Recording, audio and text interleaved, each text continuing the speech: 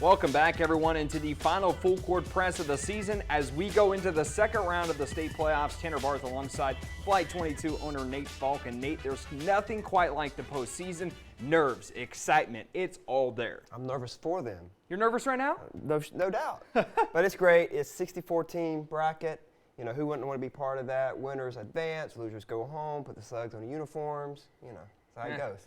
Who's going to hang them up in the locker room That's come it. next week. That's So it. let's get right into the highlights. We'll start with our full court press matchup of the week. Two local teams, Hoggard hosting the Laney Buccaneers for the fourth time this season. The Hoggard student section out in full force. The Bucs looking for their first win over the Vikings on the year, and they got off to a good start doing that. The switch comes too late. Reese Edwards splash. Can't leave him. Brady gets there late. Reese makes him pay.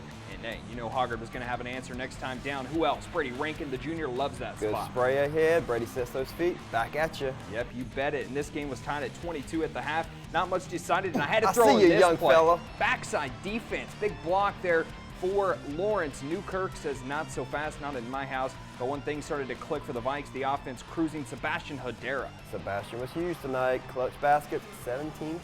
The lead was down to 4 for Hoggard under 2 minutes to go, but this play loomed large. Jackson Massey, no on the jumper, follows his miss for the putback. No box out. That's huge down the stretch with 4 minutes left. It was, and Hoggard winning this one. The fourth meeting tonight, 48-40 the final score. And Nate, this game played out just how the Vikings wanted to play. Low scoring, every possession, meaning so much, and it's not easy, but Hoggard picks up their fourth win on the season over this Laney team. Looks like the pace was exactly how Hoggard wanted it. They made shots, made a big play there, and that's what it's about in playoffs time, is making those big plays down the stretch. How tough is it to beat a team 4 times in a year? It's really hard. That's unheard of for the most part. It's hard enough to beat them 3, 4, tough. The Vikings do get it done, so let's go ahead and move on to the next round for Hoggard. So let's get back into the highlights, at least right now. Let's go out to Ashley High School. Screaming Eagle girls trying to keep their winning streak alive, but Nidell High has other ideas. But early on, Sanaya Rivers show in transition, stop May and want pop. to pick her up. She's not bad. Tanner. No, 3 ball. She recorded the first 11 points of the game, but the Knights begin to heat up from the 3-point line. Jaden Davis take that all day long. Good ball movement, finds the open jumper, splash. The Ashley lead was trimmed down to 5. The defense, though, slowed Rivers down in the second, but her teammates came alive. Annalise Sappho, bounce pass, Bryn Little. Good drive, nice interior pass. Ashley would need all those role players to step up now. And the junior come off big tonight for Ashley. Gets the knock away here. They go back to her. She'll get the left-handed layup. And then Nate, once Rivers is cooking, just watch out. This one coming with 10 seconds to go in the half. She'll glance at the clock. It's a ball screen, no switch, no help. It's not good. She puts this one to bed. The Eagles are on to the third round with the 72-57 big win there. Now let's go out to historic Brogdon Hall. New Hanover Wildcats hosting Eastern Wayne. A quick start for the Warriors team on the road.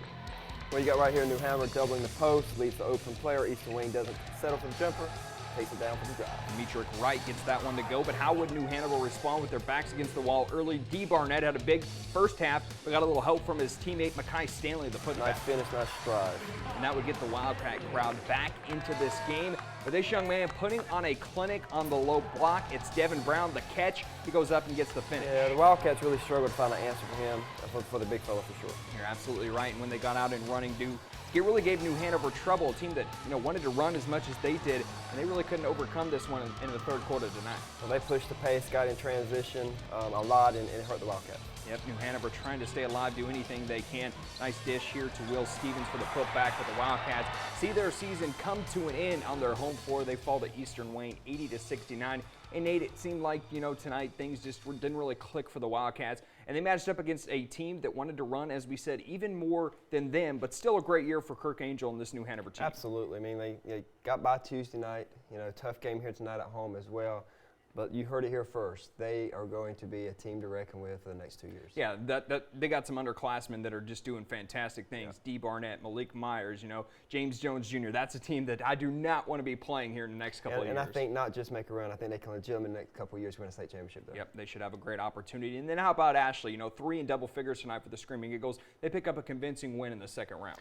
Yeah, like as I said earlier, the role players need to make sure they're stepping up their game. Sanaya's going to certainly step up her game, and I think they got a long journey here ahead of them the next couple of weeks. Yep, we'll have to wait and see what the Eagles can do. We still have much more coming your way tonight on the Full Court Press.